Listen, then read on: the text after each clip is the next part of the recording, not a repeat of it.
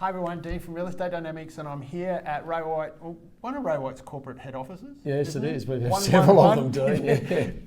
Downtown in Brisbane. Headquarters. I've got headquarters, yes. Yeah, that's right. Head honchos. I've got Peter with me here, and Peter's got a brand new role. Now, his brand new role, 17 years you were in corporate, running Queensland for... Ray White Queensland for 17 years. Yep. Last 3 years has been looking after the loan market, which is our finance aggregation business in Queensland. Yep. And now my job is working nationally in a strategic partnership role of integrating wealth market, loan market, and Ray White. Yep. That's what this is about. Wow. So you bounce all across those. Yeah. Well, agency is my real background, which many people know. But I think people is your real background. You've had an exceptional background. There's never a coarse word that I've ever heard about Peter. Even when it's been difficult things, he's always been there as far as to answer the questions and hit it head on. So I think so they throw you all these good challenges. Yeah, it's a great challenge. So this particular challenge, the reason that I brought some of this up was that agencies, which is our market here, are really...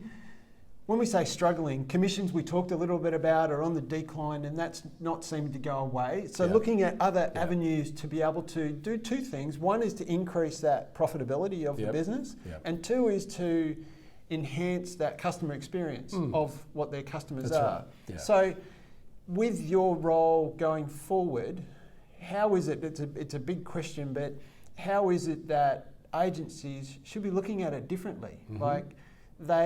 We've had, as an example, Loan Market and Ray White have been around for quite some time. They've tried to get it together, and they've had the challenges. That's right. Now those are ones that are in some ways owned by the family themselves, and they've challenged. Yeah. So if others are outside of that, looking to talk to brokers or looking to talk to outside, where do they start? What do they do? How does... Well, it's interesting when it first started, Dean.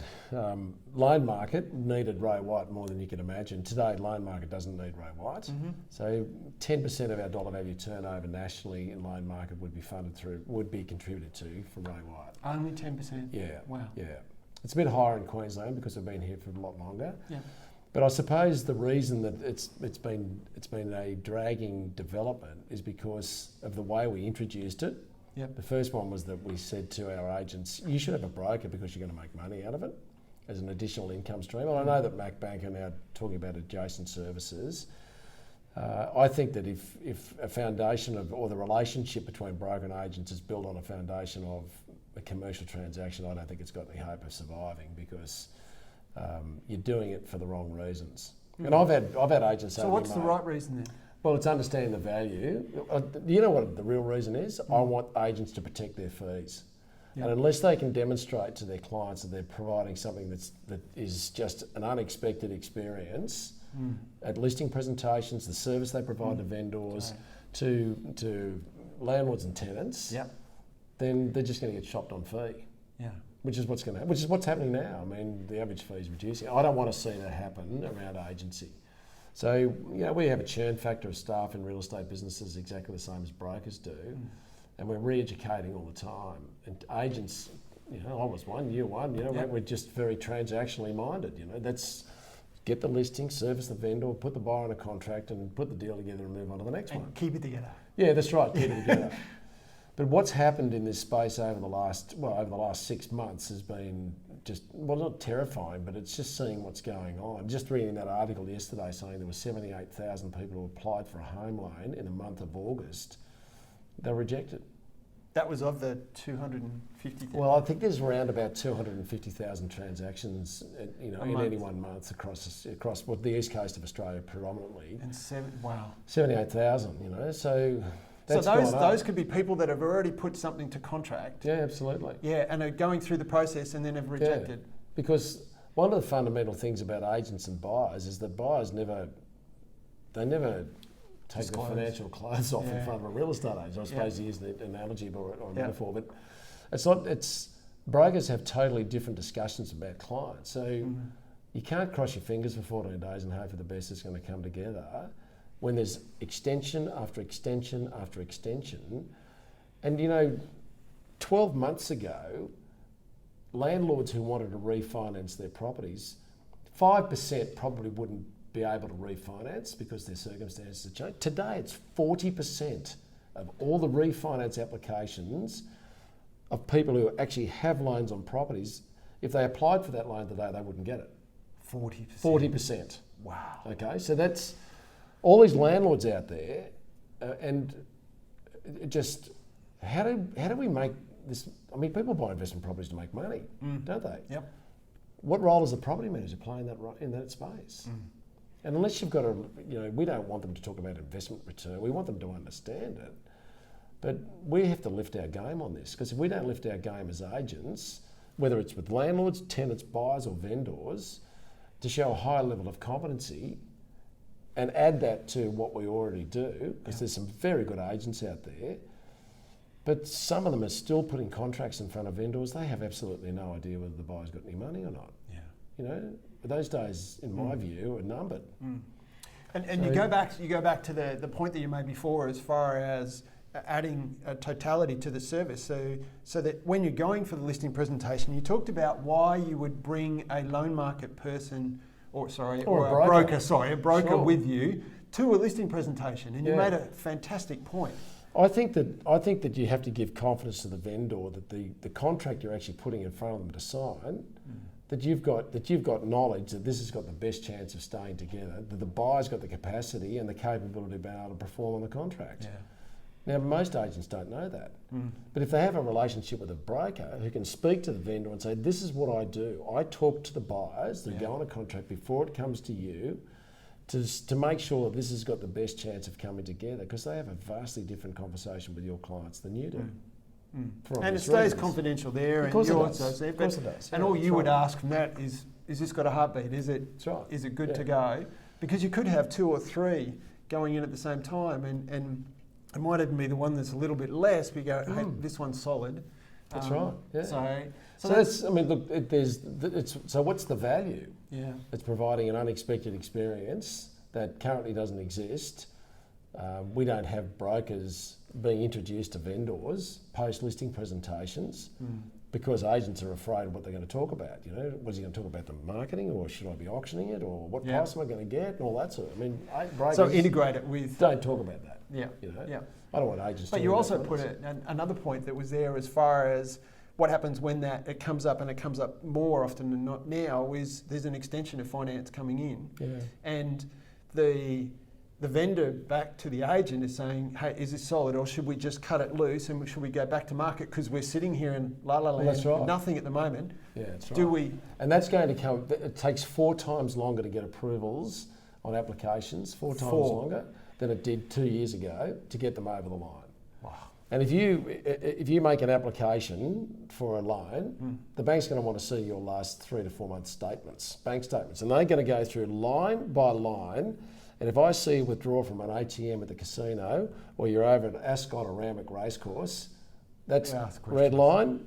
What are you doing there? Because people's disposable income and their monthly expenses haven't been as... They've probably been a little bit more rubbery than they would have been before. Well, that's why they can't get the money today. Yeah. And they ask those questions. Yeah. And they look back and go, oh, look, I've noticed over the last couple of months you've had $500 each month that have been on dinners. And is that going to happen? Well, of course it will. Yeah. So if you were drawing money out of an ATM at a casino, what's that tell you? Well, maybe I'm not disclosing all my costs. Yeah. And the other most staggering thing that I found out over the last 6 months was that up to 30% of all people who buy houses under the hammer at auction aren't approved for finance. Oh. So... yeah, everybody has that reaction. You think, and the agent goes, well, that's their problem. And I have auctioneers saying, make sure you get the buyer there and make sure they've got the deposit. Well, the deposit's only 5% of the answer. What about the other 95%? You know, that's their problem. Well, that's not a very competent or professional way to handle it, is it? You know, and a lot of agents say, oh, my deals don't fall over. Well, watch this space, because what banks are expecting from brokers when they make applications for finance is that they're drilling down the detail like it's never been done before. Yeah. So hence, owning or having a access knowledge-wise in the back end of what's going on via your broker, via being educated, via those. And then on the property management side, so the property manager doesn't need to have an in-depth knowledge of this space, but if they just ask some questions. The right question. So it's about understanding where the value is that you can provide to tenants who want to buy or landlords who want a better return on their investment. You let brokers do the talking for you. What was that Because cracker? About return on investment. Yeah. Yeah. Listen to this one. This one's really good. I think the majority, and this is not a criticism of property managers, because I used to be they're one. very so busy. Yep. They are. They've got too much to do, and I don't want to give them more jobs. But asking a question of a vendor or a landlord, would you like us to see if we can improve the return on your investment for you? Yeah. Which is the primary reason as to why I actually bought this. Yeah. Is probably one of the most unexpected questions you'd get from a property manager. So the education process about how do I ask that question, how do I answer it when they say, well, Yeah. how What do do you you do mean? that? Yeah, that's right, how do you do that? That's all part of us offering a higher level of competency, which I think is expected today. So I'm watching property management fee cards start to cascade down. I don't want this to be a race to the bottom. We have to use everything available to us to provide a broader range of experience, whether it's, a lot of us do connection services, a lot of us do storage and and removals.